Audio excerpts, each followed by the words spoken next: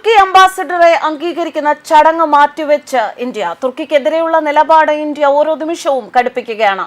പഹൽഗാം ഭീകര ആക്രമണത്തിലും തുടർന്ന് നടന്ന ഓപ്പറേഷൻ സിന്ദൂർ നടപടിയിലും ഇന്ത്യ വിരുദ്ധ നിലപാടെടുത്ത തുർക്കിയുമായി ഇന്ത്യയുടെ ബന്ധം മോശമാകുന്നതായി സൂചനകൾ.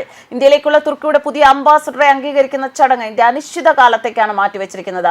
രാഷ്ട്രപതി ഭവനിലെ സമയക്രമങ്ങളിലെ പ്രശ്നങ്ങൾ ചൂണ്ടിക്കാട്ടിയാണ് നടപടിയെങ്കിലും ഇന്ത്യയിൽ തുർക്കി വിരുദ്ധ മനോഭാവം വളർന്നു വരുന്നതിന്റെ പിന്നാലെയാണ് കേന്ദ്രത്തിന്റെ പുതിയ നീക്കമെന്നത് ഏറെ ശ്രദ്ധേയം. ഇന്ത്യയിലേക്കുള്ള തുർക്കിയുടെ പുതിയ അംബാസിഡറായി നിയമിതനാകേണ്ടത് അലി മുറാത്ത് എർസോയിയാണ്. സ്ഥാനമേൽക്കുന്നതിന് മുൻപ് ഇന്ത്യ ഇദ്ദേഹത്തെ അംഗീകരിക്കണം. രാഷ്ട്രപതിയുടെ സാന്നിധ്യത്തിലാണ് ഈ ചടങ്ങ് നടക്കേണ്ടത്. ഇന്ന് നടക്കേണ്ടതായിരുന്നു ഈ ചടങ്ങ്. വിഷയത്തിൽ ഇതുവരെ തുർക്കി എംബസി പ്രതികരിച്ചിട്ടില്ല. എന്ന് ചടങ്ങ് നടത്തുമെന്നോ എന്തുകൊണ്ടാണ് ചടങ്ങ് മാറ്റിവെച്ചതെന്നോ ഇന്ത്യ വ്യക്തമാക്കിയിട്ടുമില്ല. മാർച്ചിലാണ് അലി മുറാത്ത് എർസോയ് ഇന്ത്യയിലെ അംബാസിഡറായി എത്തുന്നത്. എന്നാൽ ഇന്ത്യ അംഗീകാരം നൽകാത്തിടത്തോളം കാലം ഈ നിയമനത്തിന് പ്രാബല്യമുണ്ടാകില്ല. അതേസമയം ഇതിനൊപ്പം നടക്കേണ്ടിയിരുന്ന തായ് അംബാസിഡറിന്റെയും പുതിയ ബംഗ്ലാദേശ് ഹൈക്കമ്മീഷണറിനെയും അംഗീകരിക്കുന്ന ചടങ്ങും മാറ്റിവെച്ചു എന്നാണ് അറിയുന്നത്.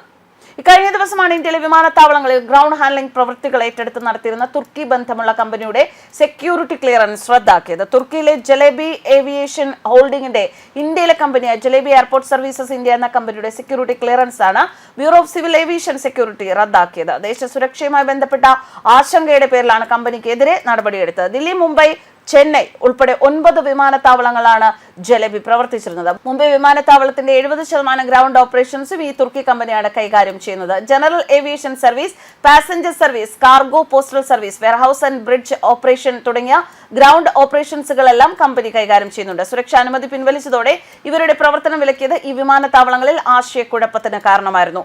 ഓപ്പറേഷൻ സിന്ധുവിന് പിന്നാലെ പാകിസ്ഥാന് പിന്തുണ പ്രഖ്യാപിച്ച് തുർക്കി രംഗത്ത് വന്നിരുന്നു. ഇപ്പോഴും ആ നിലപാടിൽ മാറ്റമില്ല എന്നാണ് പാകിസ്ഥാൻ വ്യക്തമാക്കുന്നത്. ഇതിൽ ഇന്ത്യ ആശങ്ക രേഖപ്പെടുത്തുകയും ചെയ്തിരുന്നു. അതിന് പിന്നാലെയാണ് നടപടി.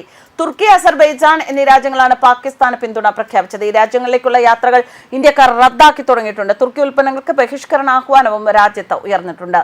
തുർക്കി അംബാസിഡർ അലി മുറാത്ത് എർസോയിയെ കൂടാതെ ബംഗ്ലാദേശിന്റെ പുതിയ ഹൈക്കമ്മീഷണർ റിയാസ് അമീദുള്ളയും Thailand, Costa Rica, Saint Kitts and Nevis എന്നീ രാജ്യങ്ങളുടെ പ്രതിനിധികളും ഉൾപ്പെടെ നേരത്തെ പ്രഖ്യാപിച്ച പരിപാടിയിൽ പങ്കെടുക്കേണ്ടതായിരുന്നു. മുൻ അംബാസിഡർ ഫിറാത്ത് സുനലിനെ തിരികെ വിളിച്ചതിനെ തുടർന്ന് അലി മുറാത്ത് എർസോയ് മാർച്ചിൽ ചുമതലയേറ്റിരുന്നു. കഴിഞ്ഞ ഏപ്രിൽ 4-ന് പ്രോട്ടോകോൾ മേധാവി അൻഷുമാൻ ഗവർണർ ഉത്തരവിന്റെ പകർപ്പ് അലി മുറാത്ത് എർസോയ് സമർപ്പിച്ചിരുന്നു.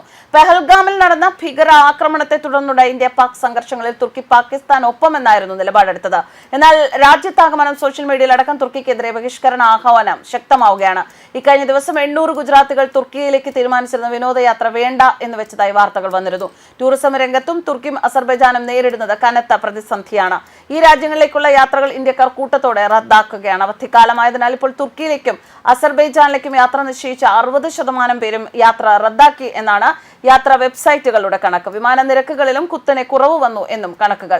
2 ദിവസം മുന്നേ വരെ ഇസ്താംബുളിലേക്കും ബാക്കുവിലേക്കും യാത്ര ചെയ്യാൻ ടിക്കറ്റ് ഒന്നിന് 1.5 ലക്ഷം മുതൽ 60,000 രൂപ വരെ ആകുമായിരുന്നു. ഇപ്പോൾ അത് 50%-ലധികം കുറഞ്ഞ് 25,000 രൂപ വരെയായി. ഇന്ത്യയിൽ നിന്നുള്ള തുർക്കിഷ് എയർലൈൻസിന്റെ പല വിമാന സർവീസുകളും ആളില്ലാത്തതുകൊണ്ട് റദ്ദാക്കിയിരിക്കുകയാണ്. News desk കർമാനസ്.